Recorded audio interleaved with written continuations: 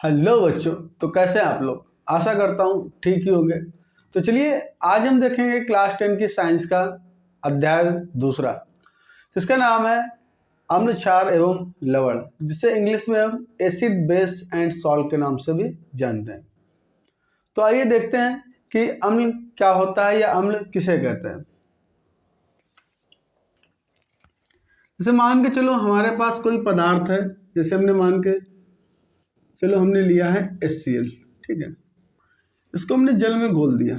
इसमें घोला जल में, तो ये हमारा दो पदार्थों में टूट जाएगा, दो अलग अलग भागों में टूट जाएगा। एक तो H+, दूसरा Cl-, ठीक है।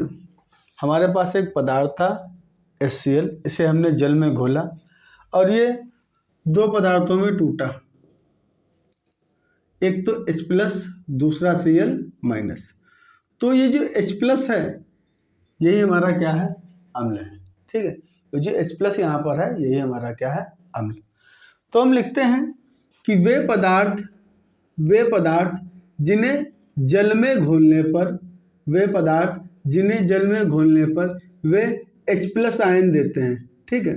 वे पदार्थ जिन्हें जल में घोलने पर वे H+ आयन देते हैं, उन पदार्थों को ही हम क्या कहते हैं, अम्ल कहते हैं। उन पदार्थों को ही हम क्या कहते हैं, अम्ल कहते हैं। ऐसे पदार्थ जिन्हें जल में घोलने पर वे H+ आयन दे, या इसी को हम कह सकते हैं हाइड्रोजन आयन, ठीक है। इसी को हम ये भी कह सकते हैं हाइड्रोजन आयन।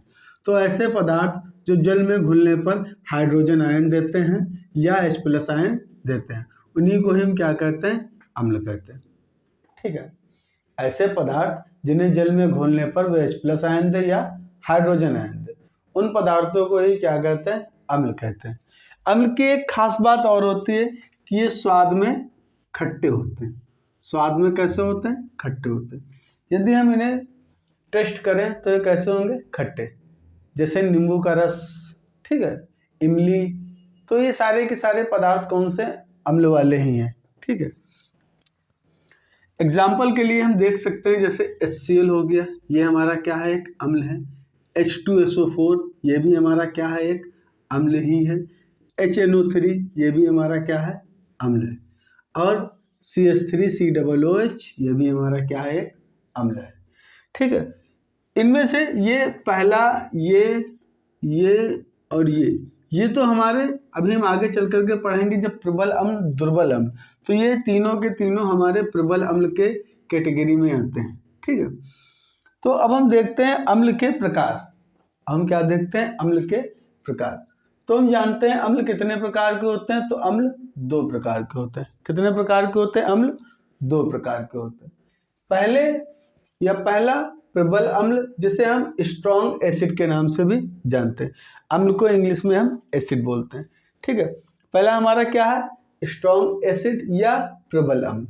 तो प्रबल अम्ल किसे कहते हैं, तो जैसे मान के चलो हमने कोई अम्ल लिया, जैसे मान के चलो हमने यही अम्ल लिया और इसको हमने जल में घोला। अब ये पूरी तरह से हमारा जल में नहीं घुला। HCl हमने लिया, HCl को हमने जल में घोल दिया, अब ये हमारा पूरी तरह से जल में हमारा नहीं घुल पाया। या मान के चलो हमने इसे लिया और इसे जल में घोला, ये पूरी तरह से घुल गया। देखो, एक तो कंडीशन ये हो सकती है कि इसे जब हम जल में घोल रहे हैं पूरी तरह से घुल जाए या पूरी तरह से ना घुले।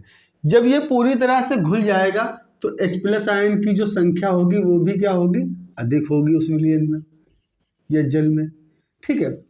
H+ आयनों की संख्या भी क्या हो जाएगी, अधिक हो जाएगी। तो कहने का मतलब ये है कि वे अम्ल जो जल में घुलने पर, वे अम्ल जो जल में पूरी तरह से घुल जाते हैं, ठीक है। वे अम्ल जो जल में पूर्ण रूप से घुल जाते हैं या पूरी तरह से घुल जाते हैं और अधिक मात्रा में हाइड्रोजन आयन प्रदान करते हैं, ठीक है। जब पूरी तरह से घुल जाएंगे तो हाइड्रोजन आयनों की संख्या भी क्या होगी, ज़्यादा होगी, ठीक है। तब हाइड्रोजन आयनों की संख्या भी क्या होगी, ज़्यादा होगी। तो हम लिखते हैं कि वे अम्ल जो जल में पूरी तरह से घुल जाएं, ठीक है, जल में पूरी तरह से घुल जाएं और अधिक मात्रा में क्या दें, हाइड्रोजन आयन दें या H+ आयन दें।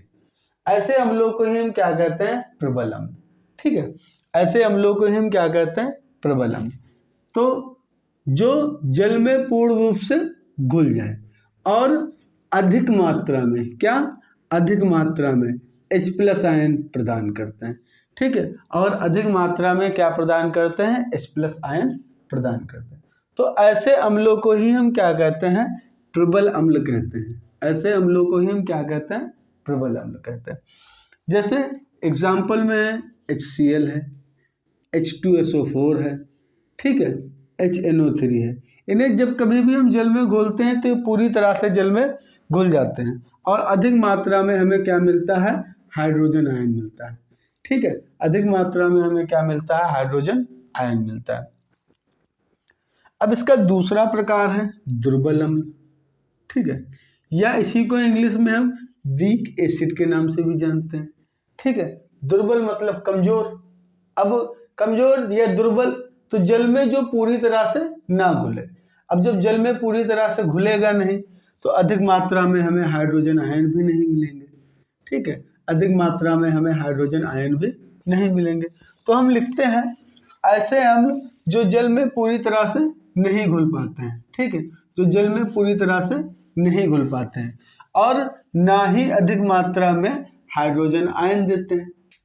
ठीक, जैसे मान के चलो हमने लिया CH3 COOH, ये हमने लिया। अब इसको हमने जल में घोल दिया। अब क्या होगा, ये ऐसे अम्ल हैं, ये जल में पूरी तरह से घुलते नहीं। ठीक है, ये टूटेगा, दो पदार्थों में टूटेगा, एक तो CH3COO माइनस, दूसरा H+। और यहाँ पर जो H+ की मात्रा होगी वो कैसी होगी, कम। मात्रा बोल दो या संख्या बोल दो। ठीक है, तो हम बताते हैं कि वे अम्ल जो जल में पूरी तरह से नहीं घुल पाते हैं, जो जल में पूरी तरह से नहीं घुल पाते हैं और अधिक मात्रा में हाइड्रोजन आयन नहीं प्रदान करते, मतलब कम मात्रा में यहाँ पर हाइड्रोजन आयनों की हमें प्राप्ति होती है। तो ऐसे अम्लों को ही हम क्या कहते हैं, दुर्बल अम्ल कहते हैं। ठीक है, परिभाषा क्या है, जो जल में पूर्ण रूप से ना घुले। ठीक है, जो जल में पूर्ण रूप से ना घुले और ना ही अधिक मात्रा में H+ आयन प्रदान करे। ठीक है, जब जल में पूरी तरह से घुलेगा नहीं तो हमें अधिक मात्रा में हाइड्रोजन आयनों की प्राप्ति भी नहीं होगी। आगे इसके एग्जाम्पल हम देख लेते हैं। तो जैसे CH3COOH, एक तो ये हुआ, दूसरा HCOOH, ये हो गया, तीसरा H3PO4, ये हो गया। ठीक है, तो ये हमारे किसके एग्जाम्पल हैं, तो ये है हमारे दुर्बल अम्ल के एग्जाम्पल। ठीक, अब हम चलते हैं, देखते हैं क्षार किसे कहते हैं। ठीक है, क्षार किसे कहते हैं, तो पहले एक एग्जाम्पल की सहायता से हम क्षार को समझने की कोशिश करेंगे। जैसे मान के चलो हमारे पास एक पदार्थ है जिसका नाम है सोडियम हाइड्रोक्साइड। हमारे पास एक पदार्थ है जिसका नाम क्या है, सोडियम हाइड्रोक्साइड। अब इसको हमने क्या किया, जल में घोल दिया। इसको हमने क्या किया, जल में घोल दिया। अब ये दो आयनों में टूटेगा, एक तो Na+, दूसरा OH-। ठीक है, अब ये जो OH- आयन हमें दिख रहा है, ठीक है, ये जो OH- आयन दिख रहा है, इसी को हम हाइड्रोक्सी आयन भी बोलते हैं। इसी को हम क्या बोलते हैं, हाइड्रोक्सी आयन। वैसे तो हाइड्रोक्सी समूह होता है,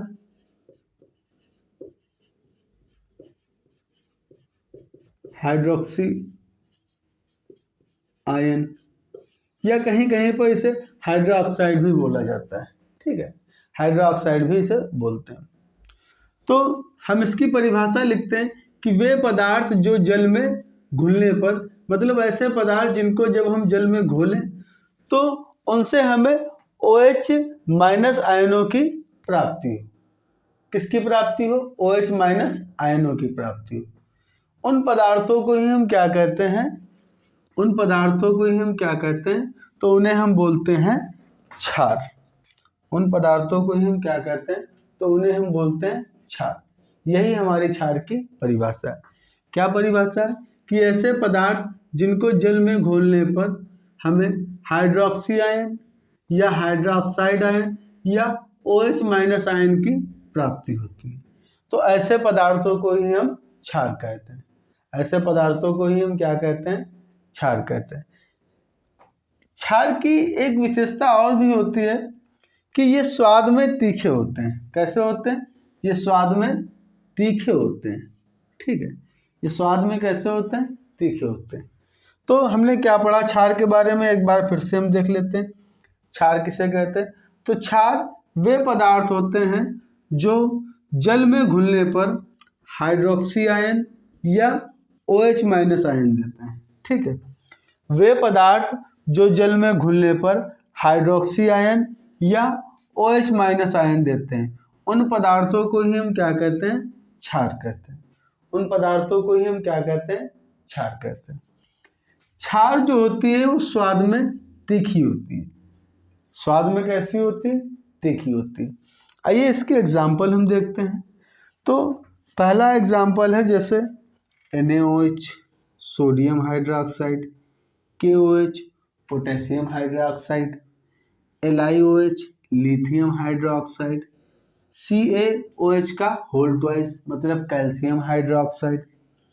इसी तरह से MgOH मतलब मैग्नीशियम हाइड्रोक्साइड, MgOH का whole twice magnesium hydroxide.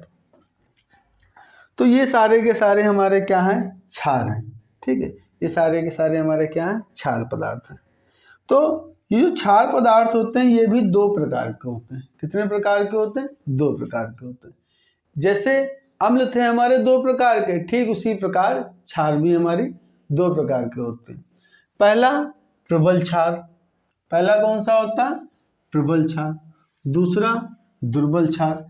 Same condition यहाँ पर क्षारों में भी होती है जो अभी हमने अम्लों में पढ़ी। जैसे हमने कोई क्षार पदार्थ लिया, मान के चलो हमने NaOH ही ले लिया, इसको हमने जल में घोला। किसमें? जल में घोला। अब ये हमारा दो आयनों में टूटा, एक तो Na+ दूसरा OH-। अब जब ये दो आयनों में टूटा और ये पूरी तरह से घुल गया, ठीक है, हमने ऐसा पदार्थ लिया क्षार में, NaOH को लिया, हमने इसे जल में घोला और ये पूरी तरह से जल में घुल गया और इसने क्या किया? अधिक मात्रा में हमें क्या किया? अधिक मात्रा में OH- आयन प्रदान किए। ठीक है, जल में पूरी तरह से घुल गया और अधिक मात्रा में हमें OH- आयन प्रदान किए। तो ये हमारा कहलाएगा क्या? प्रबल क्षार। ये हमारा क्या कहलाएगा? प्रबल क्षार। तो हमने क्या पढ़ा कि ये क्षार पदार्थ होते हैं कितने प्रकार के होते हैं? दो प्रकार के होते हैं। पहला हमारा क्या है? प्रबल क्षार। तो हमने प्रबल क्षार के बारे में क्या पढ़ा? जो जल में पूर्ण रूप से घुल जाते हैं, मतलब ऐसे क्षार पदार्थ जो जल में पूर्ण रूप से घुल जाते हैं, मतलब पूरी तरह से घुल जाते हैं और अधिक मात्रा में क्या देते हैं? OH- आयन प्रदान करते हैं या हाइड्रोक्सी आयन देते हैं या हाइड्रोक्साइड आयन देते हैं। हम कुछ भी लिख सकते हैं, चाहे हाइड्रोक्सी आयन लिख दें या हाइड्रोक्साइड आयन लिख दें। ठीक है, तो ऐसे पदार्थों को ही हम क्या कहते हैं? प्रबल क्षार कहते हैं। मतलब जब जल में पूरी तरह से घुल जाएगा, अब जब जल में पूरी तरह से घुलेगा तो इसकी मात्रा भी हमें क्या? अधिक मिलेगी जल में। ठीक है, तो जब मात्रा अधिक मिलेगी तो ये हमारा प्रबल क्षार बन जाएगा। तो हम यही परिभाषा बना देते हैं कि ऐसे पदार्थ जिन्हें जल में घोलने पर वो पूरी तरह से घुल जाते हैं, या इसी की जगह पर हम एक शब्द यूज करते हैं, आयनित हो जाते हैं। ठीक है, घुलना या आयनित होना बात एक ही है, बात एक ही है। ठीक है, तो अधिक मात्रा में OH- आयन प्रदान करते हैं, इसीलिए हम इन्हें क्या बोलते हैं? प्रबल क्षार। दुर्बल क्षार इसका अपोजिट होता है। पहले इसके हम एग्जाम्पल देख लेते हैं। पहला तो हमारा है NaOH, दूसरा है हमारा KOH। ठीक है, NaOH KOH मतलब सोडियम हाइड्रोक्साइड और पोटेशियम हाइड्रोक्साइड। अगला है हमारा दुर्बल क्षार। दुर्बल क्षार किसे कहते हैं? तो इसी का अपोजिट, मतलब ऐसे क्षार पदार्थ जो जल में पूरी तरह से घुल नहीं पाते। जैसे मान के चलो हमने कोई क्षार पदार्थ लिया, हमने लिया मैग्नीशियम हाइड्रोक्साइड, हमने क्या लिया? MgOH का होल ट्वाइस। अब इसे हमने क्या किया? जल में घोल दिया। अब जब इसे हमने जल में घोला तो Mg तो प्लस प्लस में टूटा और ये OH- में टूटा। ठीक, अब यहाँ पर अगर हम देखें, बाकी बैलेंसिंग बाद में हम कर लेंगे। तो अगर हम यहाँ पर समझें तो इसकी मात्रा हमें मिलती है कम, ठीक है। ये ना समझना कि यहाँ पर 2 बार था, यहाँ पर 1 बार है, ठीक है। तो बैलेंसिंग में आ जाता है। उसके बाद किसी और दिन हम कर लेंगे, या एक वीडियो उसके लिए अलग से हम बना देंगे रिएक्शन बैलेंस करने वाला, ठीक है। तो हम क्या देखते हैं यहाँ पर, जब इसे हम जल में घोलते हैं, तो यहाँ पर हमें क्या देखने को मिलता है कि इसकी मात्रा बहुत कम मिलती है। अब मतलब जब जल में ये पूरी तरह से घुल नहीं पाता है तो इसकी मात्रा हमें देखने को मिलती है बहुत कम। जो मात्रा देखने को मिलती है बहुत कम, तो हम बताते हैं ये हमारा क्या है, दुर्बल क्षार है। तो हम इसकी परिभाषा लिखते हैं दुर्बल क्षार की, कि वे पदार्थ जो जल में पूर्ण रूप से नहीं घुल पाते हैं, ठीक है, पूर्ण रूप से नहीं घुल पाते हैं। अब जब पूर्ण रूप से घुल नहीं पाएंगे तो अधिक मात्रा में OH माइनस आयन भी नहीं प्रदान करेंगे, ठीक है। हम क्या बताते हैं, वे पदार्थ जो जल में पूरी तरह से घुल नहीं पाते हैं और अधिक मात्रा में OH आयन नहीं प्रदान करते हैं, तो ऐसे पदार्थों को ही हम क्या कहते हैं, दुर्बल क्षार कहते हैं। ऐसे पदार्थों को ही हम क्या कहते हैं, तो ऐसे पदार्थों को ही हम दुर्बल क्षार कहते हैं। जैसे एग्जाम्पल में है MgOH का होल ट्वाइस, ठीक है। दूसरा Al मतलब एल्युमिनियम हाइड्रोक्साइड, AlOH का होल थ्राइस है, ठीक है। अगला है CaOH का होल ट्वाइस। यदि आपको ना दिख रहे हो तो हम यहाँ पर लिख देते हैं दुर्बल क्षारक के एग्जाम्पल।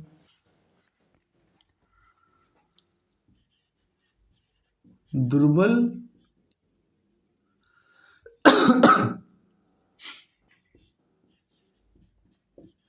क्षार, तो दुर्बल क्षार कौन कौन सा, जैसे MgOH हो गया का होल ट्वाइस, दूसरा CaOH का होल ट्वाइस हो गया, और AlOH3 का होल ट्वाइस हो गया, ठीक है। तो ये सारे के सारे हमारे क्या हैं, दुर्बल क्षार के एग्जाम्पल हैं। इसे हम बोलते हैं मैग्नीशियम हाइड्रोक्साइड, इसे हम बोलते हैं कैल्शियम हाइड्रोक्साइड, इसे हम बोलते हैं एल्युमिनियम हाइड्रोक्साइड। यदि आप ये फार्मूले बनाना नहीं जानते हैं, तो आपको हमारे चैनल पर आप सर्च कराइएगा फार्मूले मेकिंग, ठीक है। या इस तरह से अब हमारे वीडियो की एक प्लेलिस्ट बनी है जिसे हमने 0 to हीरो सीरीज के नाम से जारी किया था, ठीक है। उसी में जाकर के आप देख सकते हैं कि किसी भी कार्बनिक यौगिक का या किसी भी रासायनिक यौगिक का हम नामकरण या फार्मूला कैसे बनाएं, ठीक है। वहाँ पर आपको IUPAC के भी वीडियो मिल जाएंगे, लगभग सारी की सारी वीडियो, जितनी भी बेसिक क्लासेस होती हैं वहाँ पर उस प्लेलिस्ट में वीडियो आपको मिल जाएंगी, ठीक है। तो चलिए, यदि आप लोगों को इतना समझ में आ गया हो तो स्क्रीनशॉट ले लीजिए, ठीक है, ताकि आगे का हम पढ़ें। चलिए स्क्रीनशॉट ले लीजिए 1 मिनट के लिए।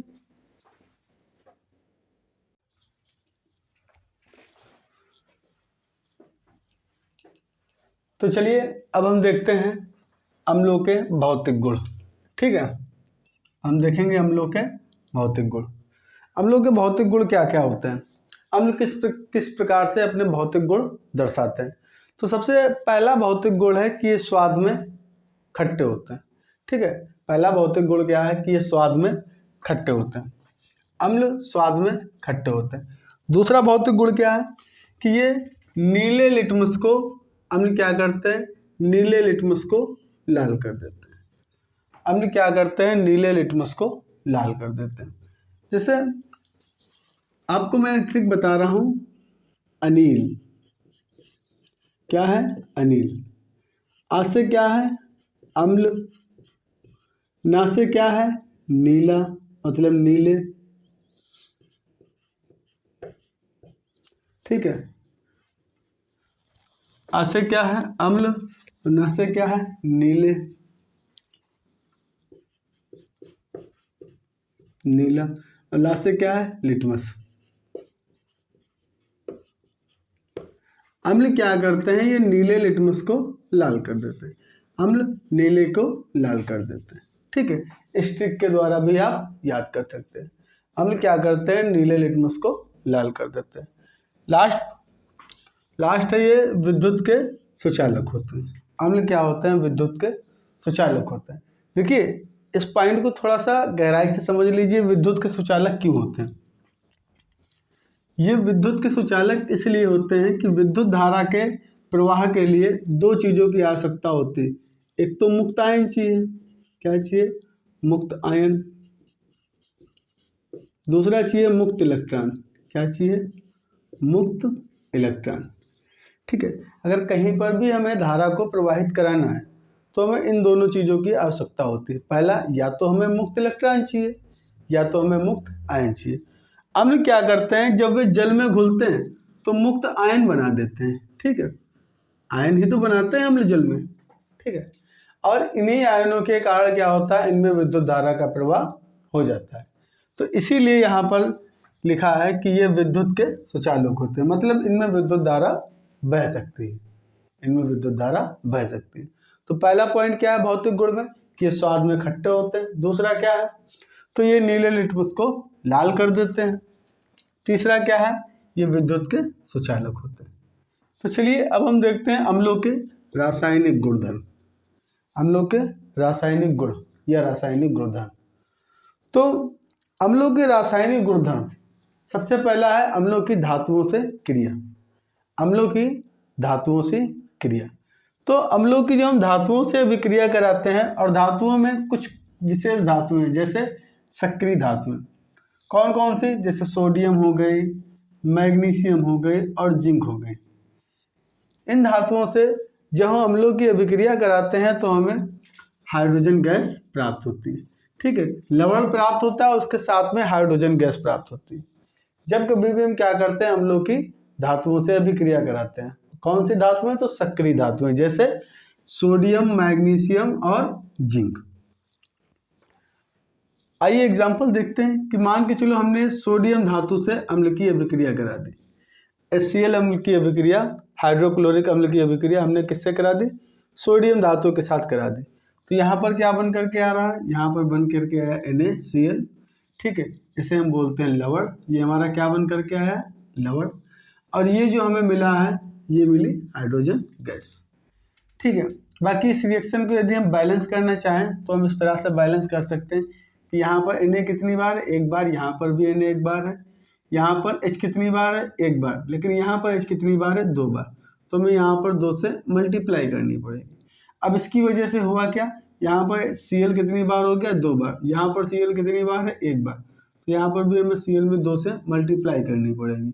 अब Na भी हमारा 2 बार हो गया, इसीलिए यहाँ पर भी हमें Na में 2 से मल्टीप्लाई करनी पड़ेगी। इसी तरह से हम रिएक्शनों को बैलेंस करते हैं। ठीक है, दूसरा इसका एग्जाम्पल है H2SO4 हमने अम्ल लिया, सल्फ्यूरिक अम्ल। ठीक है, इसकी रिएक्शन हमने करा दी मैग्नीशियम धातु से। इसकी रिएक्शन हमने किससे करा दी, मैग्नीशियम धातु के साथ। तो यहाँ से होगा क्या, ये हमारा हाइड्रोजन यहाँ से निकल जाएगा, ये बनाएगा क्या, हाइड्रोजन गैस। और ये जो SO4 है वो इसके साथ में जुड़ जाएगा, क्या बनाएगा, MgSO4। और ये जो बन करके आया है, ये है हमारा लवण, ये MgSO4 का लवण है, मतलब मैग्नीशियम सल्फेट का लवण है। तो लास्ट देख लेते हैं, फिर हम समझाते हैं इसको। अगला हमने लिया H2SO4 अम्ल लिया, इसकी रिएक्शन हमने करा दी जिंक धातु से। तो यहाँ से तो हमारी हाइड्रोजन गैस निकल जाएगी, यहाँ से हमारी हाइड्रोजन गैस निकल गई। अब बचा क्या, यहाँ के ऊपर SO4 बचा, और ये जा करके इसके साथ में जुड़ जाता है और हमारा बन करके आता है लवण। ठीक है, तो हम लिखते हैं जितनी भी रिएक्शन है यहाँ पर है, तो सब में क्या हो रहा है कि अम्ल धातुओं से, अम्ल धातुओं से, अम्ल धातुओं से, अम्ल धातुओं से अभिक्रिया करके क्या बना रहा है, लवण हाइड्रोजन गैस, लवण हाइड्रोजन गैस, लवण हाइड्रोजन गैस। तो हम बताते हैं कि अम्ल धातुओं से अभिक्रिया करके लवण तथा हाइड्रोजन गैस का निर्माण करते हैं। ठीक है, जब अम्लों की धातुओं से अभिक्रिया होती है तो क्या बनता है, लवण और हाइड्रोजन गैस का निर्माण होता है। अगला हम रासायनिक गुण पढ़ते हैं कि अम्लों की धातु ऑक्साइडों से अभिक्रिया, किससे, धातु ऑक्साइड। अब ये धातु ऑक्साइड क्या होता है, ठीक है, मतलब धातु के साथ में ऑक्सीजन को जोड़ दो। जैसे सोडियम लिया, इसके साथ में हमने ऑक्सीजन को जोड़ दिया, इसके साथ में हमने क्या किया, ऑक्सीजन को जोड़ दिया। अब क्या बन करके आया, Na2O बन करके आता है, ठीक है। धातु ऑक्साइड का सोडियम ऑक्साइड का फार्मूला Na2 होता है। इसी तरह से हमने क्या लिया, मैग्नीशियम धातु ली, इसकी हमने ऑक्सीजन से अभिक्रिया करा दी, बन करके क्या आया, MgO आया, मैग्नीशियम ऑक्साइड बन करके आया। तो ये हमारे हैं धातु ऑक्साइड, यही हमारे क्या है, धातु ऑक्साइड। अब हम अम्लों की अभिक्रिया इन्हीं से कराएंगे। अम्लों की अभिक्रिया हम किससे कराएंगे, जिससे हमारा Na2 हो गया, ठीक है, और MgO हो गया। अब इन धातु ऑक्साइडों से अभिक्रिया कराएंगे। तो देखो जैसा पहले क्या हो रहा था, पहले जो हम सिर्फ धातु से अभिक्रिया करा रहे थे तो हाइड्रोजन गैस ही बच रही थी, लेकिन अब ऑक्सीजन भी एक्स्ट्रा बचेगा और ये ऑक्सीजन जा करके यहाँ पर जुड़ेगा और बनेगा क्या, जल बन जाएगा। क्या बन जाएगा, जल बन जाएगा। तो इसे आइए डिटेल में समझते हैं क्या हो क्या रहा है यहाँ पर। तो अम्ल धातुओं से क्रिया करके लवण तथा जल बनाते हैं। जब हम अम्लों की धातुओं से अभिक्रिया कराते हैं तो क्या बनता है, लवण और जल का निर्माण होता है। किस तरह से होता है, एग्जाम्पल की सहायता से हम समझते हैं। जैसे हमने H2SO4 अम्ल लिया और इसकी अभिक्रिया हमने करा दी मैग्नीशियम ऑक्साइड से। किससे करा दी, मैग्नीशियम ऑक्साइड से। तो यहाँ से तो हमारा हाइड्रोजन निकल गया, तो ये हाइड्रोजन आ गया यहाँ पर, और यहाँ से हमारा निकला ऑक्सीजन, और ये हाइड्रोजन और ऑक्सीजन मिलकर के दोनों ने क्या बनाया, जल का निर्माण कर दिया। अब यहाँ पर क्या बचा, तो यहाँ पर बचेगा ये इतना SO4, यहाँ पर Mg बचा था हमारा, और ये Mg और SO4 मिल करके बनाएंगे मैग्नीशियम सल्फेट। क्या बनाएंगे, मैग्नीशियम सल्फेट। ये हमारा मैग्नीशियम सल्फेट का लवण बना और ये जल बना। इसी तरह से अगली रिएक्शन हम देख लेते हैं। इस बार हमने जिंक धातु की अभिक्रिया करा दी, जिंक धातु के ऑक्साइड की अभिक्रिया कराई है H2SO4 के साथ में। तो सेम रिएक्शन यहाँ पर भी होगी। ये दोनों हमारे अलग क्या बनाएंगे, H2O जल, और यहाँ पर क्या बचा, ZnSO4, ठीक है। ये हमारा लवण बन करके आया और ये हमारा जल बन करके आया। तो अब यही लिखते हैं कि अम्ल धातु ऑक्साइडों से क्रिया करके लवण तथा जल का निर्माण करते हैं। जब अम्लों की धातु ऑक्साइडों से अभिक्रिया कराते हैं तो क्या बनता है, लवण और जल बनता है, ठीक है। अगला हम देखते हैं अम्लों की धातु कार्बोनेट व बाइकार्बोनेट। धातु कार्बोनेट व बाइकार्बोनेट। अब ये धातु कार्बोनेट और बाइकार्बोनेट क्या होता है, जैसे मान के चलो Na हमारी धातु हो गई और ये CO3 हमारा क्या है, कार्बोनेट है। तो ये हमारा फार्मूला बना धातु कार्बोनेट का, ठीक है। CO3 हमारा क्या कहलाता है, कार्बोनेट। अब इसे थोड़ा सा हमें सही से लिखना है तो Na2 हम कर देते हैं। यहाँ पर क्या कर देते हैं, Na2। कैसे, तो ये हमारा Na2CO3, ये हमारा धातु कार्बोनेट आ गया। अब बाइकार्बोनेट क्या होगा, तो NaHCO3, ये हमारा होता है बाइकार्बोनेट का फार्मूला। तो ये धातु कार्बोनेट है और ये बाइकार्बोनेट है। अब अम्लों की हम इन्हीं से अभिक्रियाएं कराएंगे, ठीक है। अम्लों की अभिक्रियाएं हम इन्हीं से कराएंगे। तो जब हम अम्लों की अभिक्रियाएं धातु कार्बोनेट व बाइकार्बोनेट से कराते हैं तो हमें क्या क्या मिलता है। पहला तो हमें लवण मिलेगा। देखो चाहे कोई भी रिएक्शन कराएं लवण तो हमें मिलना है, ठीक है। लवण तो हमें हर बार मिलेगा। इसके अतिरिक्त जल मिल रहा है और साथ में हमें साथ ही में क्या मिल रहा है, CO2 मतलब कार्बन डाइऑक्साइड गैस भी मिल रही है, ठीक है। साथ में और क्या मिल रहा है, कार्बन डाइऑक्साइड गैस मिल रही है। तो आइए देखते हैं एग्जाम्पल की सहायता से। हमने लिया H2SO4 अम्ल लिया, इसकी अभिक्रिया करा दी हमने सोडियम कार्बोनेट के साथ में, मतलब धातु कार्बोनेट के साथ में। अब क्या हुआ यहाँ पर, तो यहाँ पर होने को क्या है, ये हमारा बन गया Na2SO4 मतलब सोडियम सल्फेट बन गया। अब क्या बचा, ये हमारा एक H 2H ये बचे, एक O यहाँ से निकल जाएगा तो साइड प्रोडक्ट हमारा क्या बना, H2O। दो तो H ये थे, यहाँ से हमारा एक O मिल जाएगा, ठीक है। एक O यहाँ से निकलेगा, साइड प्रोडक्ट हमारा और क्या बना, H2O। अब यहाँ पर क्या बचा, तो यहाँ पर बचा हमारा CO2, CO3 था, एक तो ऑक्सीजन चला गया। अब क्या बचा CO2, तो ये बनाएगा हमारा क्या CO2 gas, carbon dioxide gas. इसी तरह से अब हम इसी अम्ल की या दूसरे अम्ल की रिएक्शन हम कराते हैं बाइकार्बोनेट के साथ में, ठीक है। इसी अम्ल की कराना चाहो इसकी भी करा सकते हैं हम। तो अगली रिएक्शन हम देखते हैं बाइकार्बोनेट के साथ में। तो हमने देखा, हमने अम्ल लिया HCl अम्ल लिया है और इसकी अभिक्रिया हमने कराई किससे, बाइकार्बोनेट के साथ में। बाइकार्बोनेट के तौर पर हमने लिया है धातु, बाइकार्बोनेट के तौर पर हमने लिया है क्या, NaHCO3, मतलब सोडियम बाइकार्बोनेट लिया। जब हम इसकी रिएक्शन, अम्ल की रिएक्शन HCl अम्ल की अभिक्रिया हम सोडियम बाइकार्बोनेट के साथ में कराएंगे तो क्या होगा, तो यहाँ से तो हमारा NaCl अलग हो जाएगा, ठीक है। ये बनाएगा जाकर के लवण सोडियम क्लोराइड। अब बचा क्या, तो AH हमारा ये है, AH हमारा ये है और एक O यहाँ से निकलेगा, क्या बनेगा, 2H और एक O मिल करके बनाते हैं क्या, जल, ठीक है। क्या बनेगा, जल। अब यहाँ पर क्या बचा, CO2 बचा, ये कार्बन डाइऑक्साइड गैस बनाएंगे, ठीक। तो हम लिखते हैं कि अम्ल धातु कार्बोनेट व बाइकार्बोनेट से अभिक्रिया करके लवण, जल तथा CO2 गैस मतलब कार्बन डाइऑक्साइड गैस का निर्माण करते हैं। अब हम इन अम्लों के कुछ उपयोग पढ़ लेते हैं, ठीक है।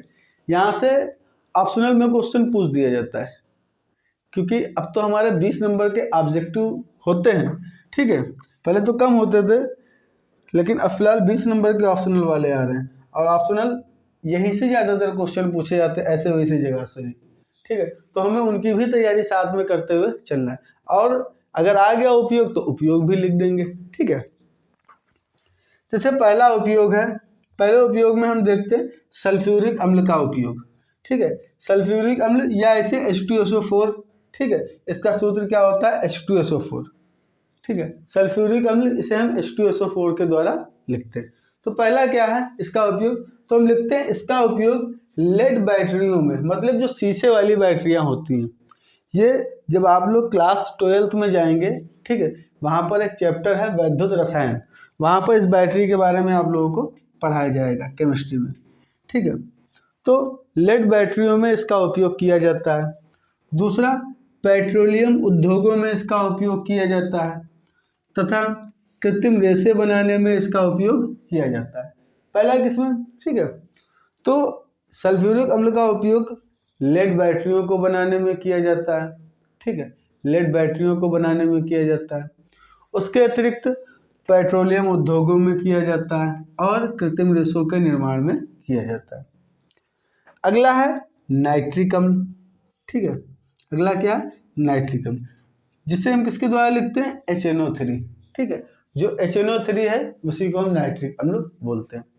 तो इसका उपयोग हम करते हैं सोने व चांदी के शोधन में, ठीक है। सोने व चांदी के शोधन में इसका उपयोग किया जाता है तथा इसका उपयोग विस्फोटक बनाने में भी किया जाता है, ठीक है। सोने व चांदी के शोधन में किया जाता है और विस्फोटक बनाने में भी इसका उपयोग किया जाता है। एक क्वेश्चन यहाँ से ऑप्शनल में कई बार पूछा गया है कि सोरे का अम्ल किसे कहते हैं, ठीक है, सोरे का अम्ल किसे कहते हैं। तो ये जो HNO3 है इसी को हम सोरे का अम्ल भी बोलते हैं। क्यों, क्योंकि इसे सोरे का अम्ल इसलिए बोला जाता है क्योंकि ये हमें सीरे से प्राप्त होता है, ठीक है। KNO3 सीरे का फार्मूला होता है सीरा, ये हमें सीरे से प्राप्त होता है, इसीलिए इसे हम सोरे का अम्ल भी बोलते हैं। तो नोट करके यहाँ पर पॉइंट लिखा है, इसे सोरे का अम्ल भी कहते हैं। क्यों कहा जाता है, क्योंकि इसे सोरे KNO3 से बनाया जाता है, ठीक है, क्योंकि इसे सोरे KNO3 से बनाया जाता है। अगला हाइड्रोक्लोरिक अम्ल या HCl, ठीक है। HCl इसी को हम हाइड्रोक्लोरिक अम्ल बोलते हैं। तो इसका उपयोग देख लेते हैं। तो इसका उपयोग वस्त्र उद्योगों में किया जाता है, वस्त्र उद्योगों को रंगने में किया जाता है, ठीक है। जहाँ पर वस्त्र बनाए जा रहे हैं तो वहाँ पर उन वस्त्रों को रंगने में इसका उपयोग किया जाता है।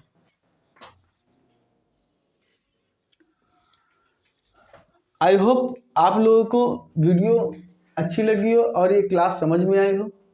तो यदि आप लोगों को इसी प्रकार से और वीडियो चाहिए तो आप लोग हमारे चैनल को लाइक और सब्सक्राइब करना ना भूलें, ठीक है।